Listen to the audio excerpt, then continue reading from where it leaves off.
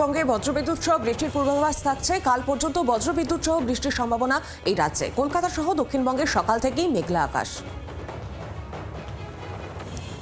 গত 3 দিনের দুর্বিষহ গরমের পর আজ কিছুটা স্বস্তি। আজকে সকাল থেকেই কলকাতা সহ লাগোয়া জেলাগুলিতে মূলত মেঘলা আকাশ, মাঝে মধ্যে হালকা রোদের দেখা মিললেও আকাশ মূলত মেঘলাই থাকবে সারাদিন। এই অবস্থায় দুপুর বা বিকেলের পর যে কোনো সময় বিক্ষিপ্তভাবে হালকা মাঝারি বৃষ্টি, বজ্রবিদ্যুৎ সহ বৃষ্টি, সঙ্গে 25 থেকে 40 কিলোমিটার বেগে দমকা হওয়া এবং জেলায় জেলায় কালবৈশাখীর পরিস্থিতি তৈরি হতে পারে। আনুপাতিক হারে আজ উত্তরবঙ্গ কিছুটা বৃষ্টি বাড়বে।